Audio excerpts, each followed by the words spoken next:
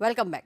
આગળ વાત કરીએ તો રાજકોટમાં કેમિકલ ફેક્ટરીમાં આગને લઈને મોટા સમાચાર. જે કોટેજ કેમિકલ ફેક્ટરી મંજૂરી વગર ખડકી દેવામાં આવી હતી. ફેક્ટરી આરયુડી એટલે કે રૂડાની મંજૂરી વગર ખડકી હોવાનું સામે આવ્યું છે.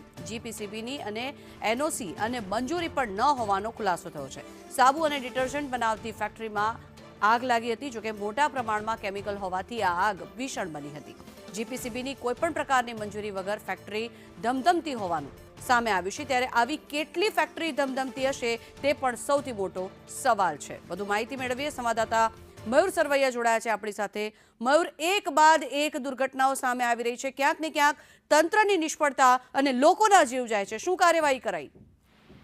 બિલકુલ જણાણા, જે રાજકોટમાં છેલ્લા 1 મહિનાની અંદર 3 જેટલી આગ જે છે તેમના બનાવો બન્યા છે, જેમાં અત્યાર સુધીમાં 3 લોકોના મોત પણ નીપજ્યા હોવાનું સામે આવ્યું છે. છતાં પણ તંત્ર જે છે તે સુધર્યું નથી. તંત્રની મોટી બેદરકારીઓ જે છે તે સામે આવી રહી છે. ગઈકાલે જે આગ લાગી હતી જેકે કોટેજ કે જે સાબુ અને કેમિકલ એટલે કે જે શેમ્પુ બનાવતી કંપની હતી તેમાં લાગી હતી, અને આ ફેક્ટરીમાં આગ લાગતા આજુબાજુના જે બીજા યુનિટો જે છે તેમાં પણ અસર થવા પામી હતી. પરંતુ સૌથી મોટો સવાલ એ થઈ રહ્યો છે કે એમાં કોઈ પણ પ્રકારની ફાયર એનઓસી અને રૂડાની પરમિશન ન લીધો હોવાનું સામે આવી રહ્યું છે. તો બીજી તરફ કેમિકલ બનાવતી કંપની હોય છે ત્યારે તેમને જીપીસીબીનું પણ પ્રમાણપત્ર અને એનઓસી જે છે તે લેવાની હોય છે.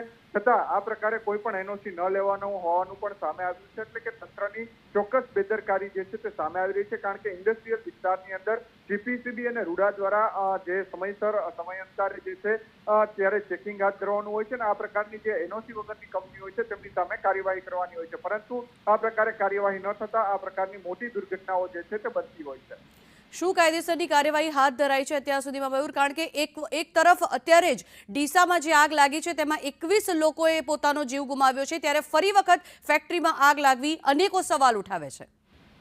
બિલકુલ, જે પ્રમાણે એટલાન્ટિસમાં 1 મહિના પૂર્વે જ્યારે આગ લાગી હતી 3 લોકોના મોત થયા હતા, તેમાં પણ ફાયર એનઓસી ન લીધું હોવાનું સામે આવ્યું હતું. ને ત્યારબાદ કેબીઝેડ ફૂડ કંપની છે તેમની અંદર પણ આ જ પ્રકારે આગ લાગી હોવાની ઘટના બની હતી, ને તેમાં પણ ફાયર એનઓસીને લઈને ઇસ્યુ થયા હતા. જ્યારે આ પ્રકારની ઇન્ડસ્ટ્રીયલ વિસ્તારમાં આ જે કેમિકલ ધરાવતી કંપનીઓ જે છે તે બનાવતી હોય છે, અને આ પ્રકારના કોઈ પણ જીપીસીબી કે ફાયરની એનઓસી ન લીધી હોય, રૂડાની પરમિશન ન લીધી હોય, ત્યારે કાયદેસરની કાર્યવાહી જે છે તે તંત્ર દ્વારા કરવાની હોય છે. પરંતુ તંત્રની મોટી બેદરકારીના કારણે આ પ્રકારની ઘટનાઓ બને છે અને લોકો પોતાના જીવ ગુમાવે છે.